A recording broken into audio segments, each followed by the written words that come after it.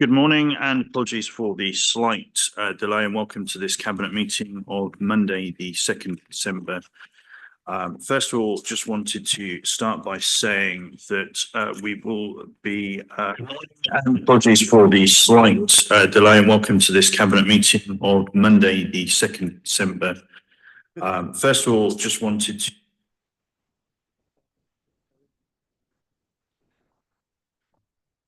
some technical problems, so we'll just make sure that's sorted out before we continue. I don't want to hear myself again.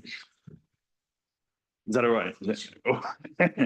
Thank you. Okay, sorry about that. So yeah, just wanted to start by saying we'll be deferring item 12, which is the visitor information centre until or visitor information service until January as a major decision.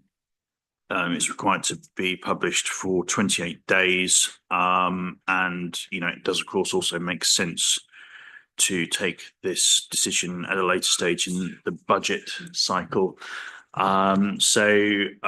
Just to for you to gain an understanding that we're deferring that item today, but we'll bring it back in January. So first of all, apologies for absence. We have apologies from Councillor Liz Withington. Were there any other apologies for absence? No. The minutes of the meeting held on on Monday, the 4th of November. Were there any questions on the minutes?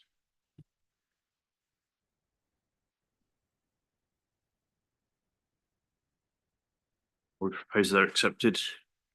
Seconded by Councillor John Toy, and all of those in favour, please. Yeah, that's unanimous. Thank you. I don't understand that we've got any public questions or statements. That's item 3, and we have no items of urgent business. That's item 4. Were there any declarations of interest, which is item 5? No. Okay. Item 6. Sorry, did I miss something? No. Item 6, were there any member questions at this stage? Okay, item 7 is recommendations from the Overview and Scrutiny Committee. Councillor Dixon, go ahead. Thank you, Mr. Chairman. Good morning, everyone.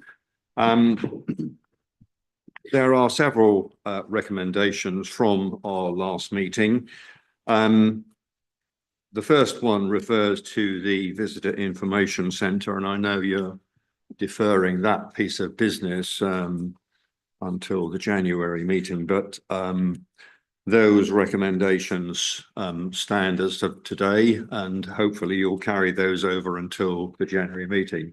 One of the things that I ought to just point out, which I think was apparent in our discussions, and it may be apparent it may be apparent in today's business as well. We considered the Visitor Information Centre, your piece of business that you've deferred from today until January, is in respect of the Visitor Information Service. And during the course of our discussions at our last meeting, I think the two were kind of conflated. And I raise that just as an observation more than anything else. The recommendations, as I say, stand as they are written there. And I don't think I need to add anything more to those. In respect of the medium-term financial strategy, again, there are 3 recommendations that stand as written. I ought to just say that in relation to recommendation 2, where it refers to the workforce strategy, I now understand that there is a people strategy on its way through, I think, a development system, which I believe will be an overarching document and not one dealing with the issues that have been raised by Overview and Scrutiny to date. So I just am not quite sure what that document will bring, and whether there will be other underpinning documents that may relate more to workforce strategy than appears to be the case, having spoken with HR at some length. So I don't think I would say more about that. The third recommendation relates to the request for a workshop, and our understanding is that that will be something that will be looked at in the spring of next year, once we've got the next year's budget resolved. But I suppose I ought to just go back to recommendation 1, where we talk about a twin track approach towards savings. And of course, the current speculation at the moment is what might come from the tier 1, tier 2 review that the government has, and whether that will change the situation for us in the longer term. I think the view that I would take on that is that that may well be something that we will consider in due course, but our primary function for the time being is to focus on the fact that we do face a £9 million deficit over the next few years, and that's where our focus has to be. I don't think that particular option offers us any particular solutions at this time, and we have to work that one through in our own way. So I don't think I want to say much more about that. The budget monitoring recommendations stand as written, and you will consider those later in your agenda. So they are the recommendations that came from our last meeting. I'm happy to take any questions if you have any. Okay, no, thank you, Councillor Dixon, and thank you for quite a thorough overview of the meeting previously, and also to the committee members as a whole for consideration of these topics. So I'm happy to propose that we accept the recommendations in full, which we're able to do, and that's seconded by Councillor Shires. But can I just pause before I take that second? Is there any questions before we move on? Yeah, so I'll take that second, Councillor Shires, and can we have a vote of all those in favour, please, just to accept those recommendations? Yep. Is that unanimous, Andrew? Yep. Thank you. Brilliant. Okay, item 8 is recommendations from Planning Policy and Built Heritage Working Party. Go ahead. Thank you, Mr. Chairman. Good morning from me.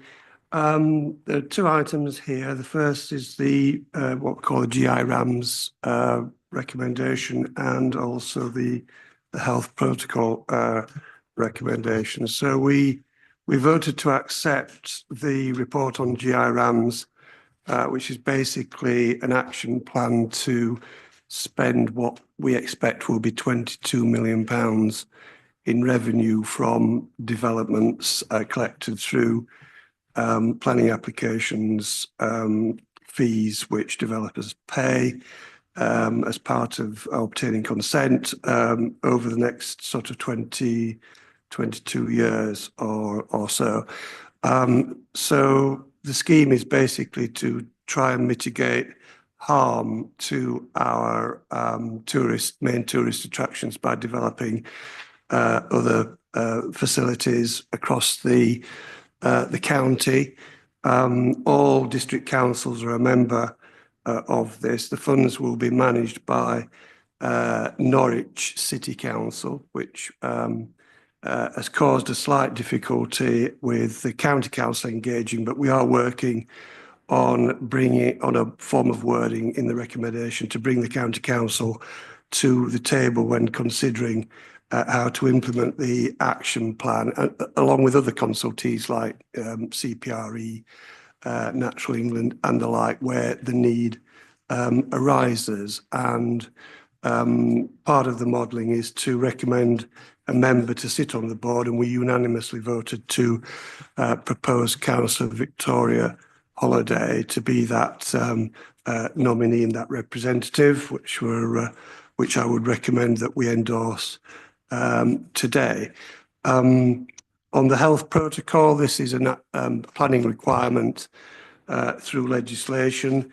We looked at it 12 months ago on the working party, but it was just after the Integrated Care Board had been formulated in April last year. So it needed tweaking, not least to include dentistry provision in the modelling.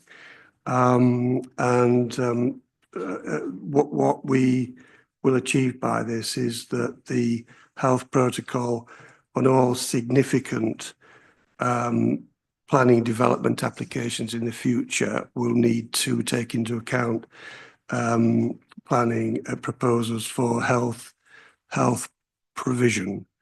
And that will form part of our emerging local plan in terms of the health protocol, will be something we have to take into account when we're dealing with planning applications within the service. So I strongly recommend that we adopt the health protocol this morning. And I think that's all I need to say, Mr. Chairman, and I'm happy to take any questions. Okay, were there any questions? No, okay, well, I will, so go ahead, councillor Cushing. Thank you. Councillor Holiday is unable to be here this morning, but she sent me a message this morning, which I will just read to you because that will probably. She said, had she been able to come here today, with regards to the GRAMs, she said she would have wanted to expand on the caveats, which were in addition to inclusion of the county council, which I think Councillor Brown says being sorted out now. She wanted to emphasise more around the governance, evidence base for proposed interventions and measurement of outcomes. And she's still concerned some of the proposed interventions have the capacity to increase footfall rather than control. Okay, thank you. Any response? Yeah, well, I think that's all understood, really. Yeah, thank you. Okay, well, I'm happy to second the recommendation from Councillor Brown. And can I just take a vote of all those in favour, please, to accept those recommendations? Thank you, that's unanimous. Item 8 is the Hickling Public Toilet lease surrender. And over to Councillor Shires. Thank you. Thank you. Good morning, members. This is a good news story for our district. All the information is set out in the paper. There are some exempt information in the purple papers. So if anybody wishes to refer to those, we would need to go into private business. But the long and short of it is that the landlord is happy to take the lease back from us with the intention of opening it and running it as a fully functioning public toilet for the future. And I don't really have anything more to add to that unless I've got any questions from anyone. Yeah, absolutely. As Councillor Shires said, the facility will continue to operate as a public toilet, which was our stated intended outcome from the beginning of the considerations over public toilets. Councillor Blathwaite, go ahead.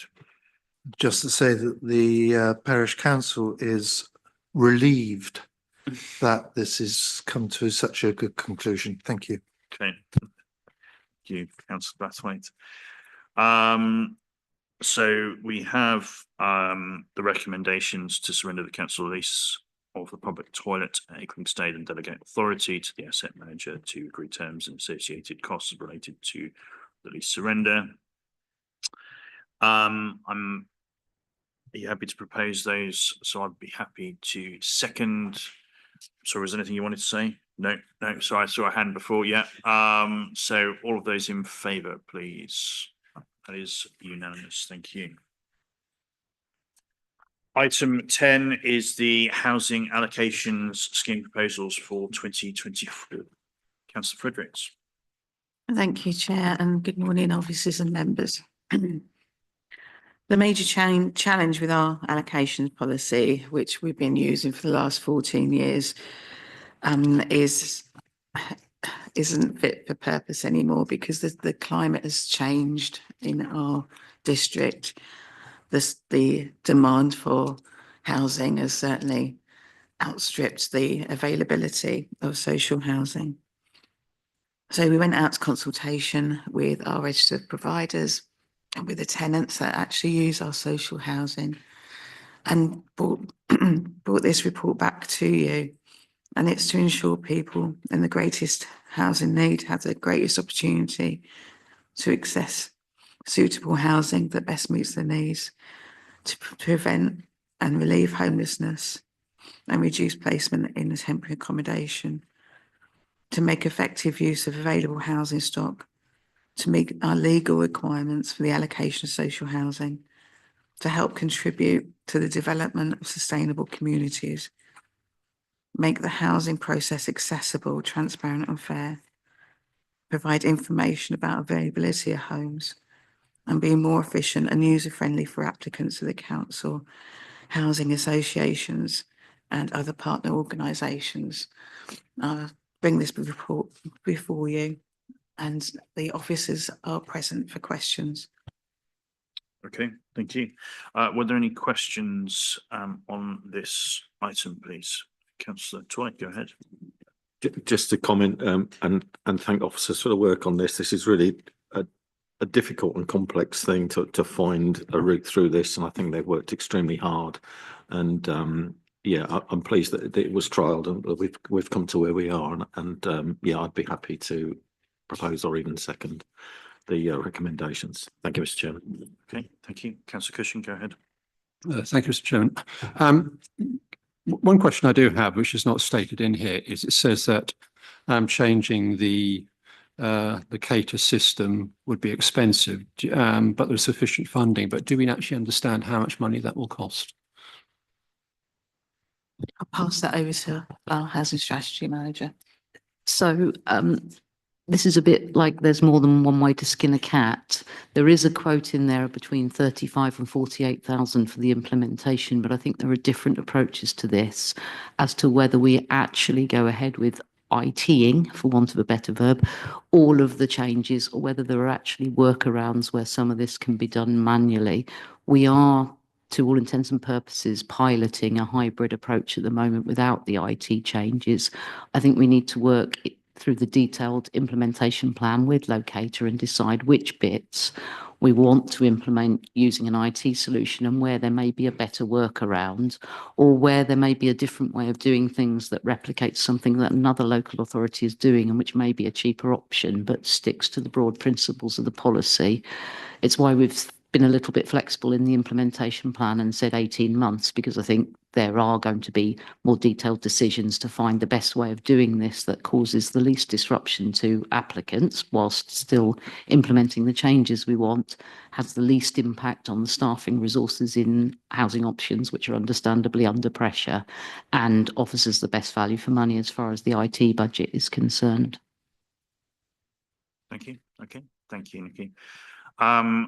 So it was proposed by Councillor Fredericks and seconded by Councillor Toy. Just to check, there are no more other, no one else requiring to speak or ask a question. No. Okay. So we'll take a vote of all those in favour, please. Acceptance of the proposals. Yes. Thank you. That's unanimous. Item 11 is the delegated decisions for September to December 24, and the delegated decision is as read, the individual one, and I propose this is noted, subject to any queries. No. Okay, thank you. We can note that. Deferring item 12. Item 13 is the budget monitoring period 6 for 24-25, which has obviously been through the committee rounds already. Councillor Shires, go ahead. Thank you, Mr. Chairman. I just want to begin by thanking the Overview and Scrutiny Committee for their challenge and their scrutiny of the budget monitoring for period 6. It was a very beneficial and quite rightly challenging conversation, and I welcome the partnership that we appear to have going forward when it comes to setting the budget and further challenges financially throughout the coming years. The second thanks that I want to pass on is to the staff in the organisation. It's not just the finance staff, it's the staff in every single nook and cranny of the district council who all understand the challenges that we face financially. And I think that's quite a powerful position to be in when everybody gets it and knows where we're going. The main points that I wanted to draw Cabinet's attention to were in the recommendations. Each of the recommendations, there is a note as to where you can find additional information, but in particular, the additional member of staff for the licensing team will come because there's an increase in work, therefore an increase in licensing income. So that's a growth position because there's growth in the work that the licensing team are doing. And I can see that Councillor Ringer is pleased about that to my right-hand side. The only other thing that I did want to mention is that recommendation 7, having spoken to Officer Stankley, we don't yet have a quote for a different type of roof. But my thought would be that we would approve the actual capital budget, but on the basis that all the options are explored. And if Cabinet's happy with that, then I would take that away with myself and Officer Stankley ahead of any decisions being made on procurement. That's absolutely fine. Okay. So are those items 1 through to 8 proposed? Okay. Were there any questions, please, at this stage? Okay, so well, thank you as well to the Scrutiny Committee for their thorough consideration of these items. So I'm happy to second the recommendations 1 through to 8. And can I take a vote of all of those in favour, please? Yeah, that's unanimous. Item 14 is the medium-term financial strategy. Councillor Shahis again. Sorry, I don't think this is going to get any better over the coming months.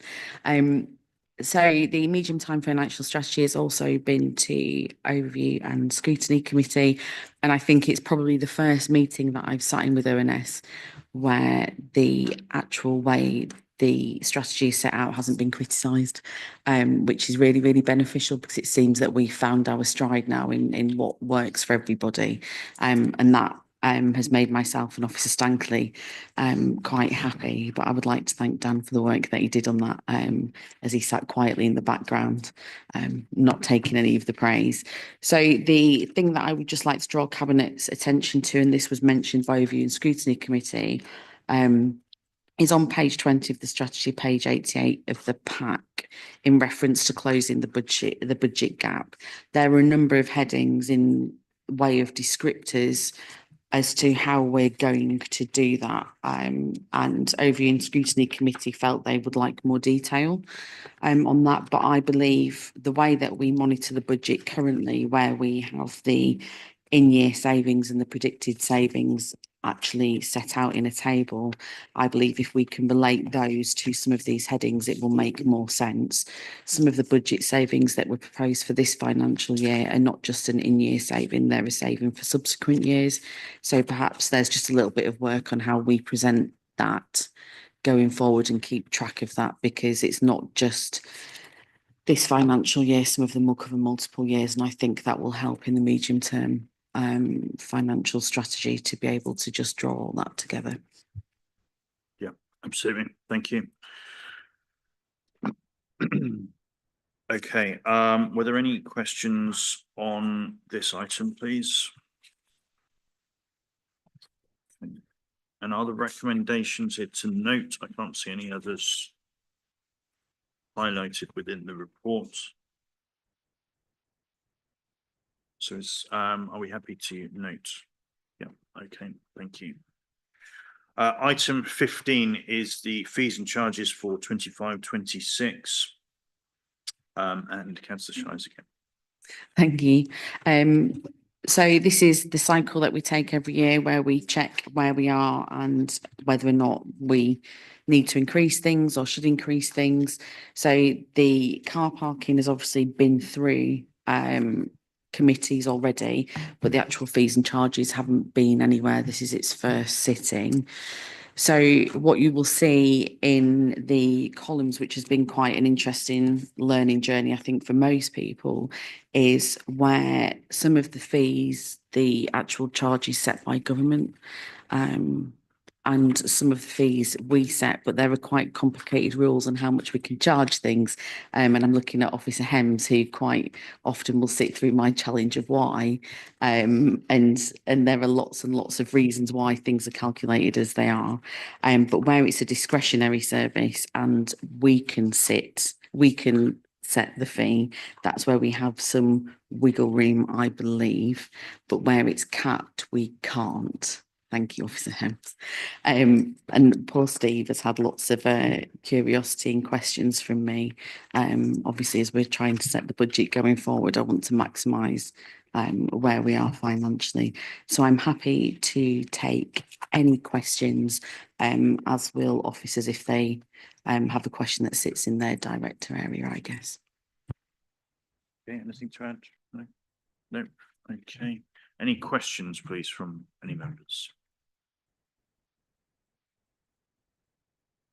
Okay, the recommendations are set out, and that is that the council's fees and charges from April 25 as included in Appendix A, and that delegated authority be given to the Section 151 officer in consultation with the portfolio holder for finance and relevant directors, assistant director, to agree the fees and charges not included within Appendix A as required, outlined within the report.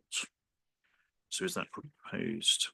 And I will second, Councillor Toy seconds, got in there before me. And just a vote of all those in favour, please. Okay, that's unanimous. Right, so there's no reason to deal with item 17, the exempt appendices for the Hickling public toilet surrender, which was dealt with under item 9, and obviously we deferred that following item, and obviously on that basis no reason to exclude the press and public. So thank you all for your attendance this morning, and for the items dealt with, to officers too.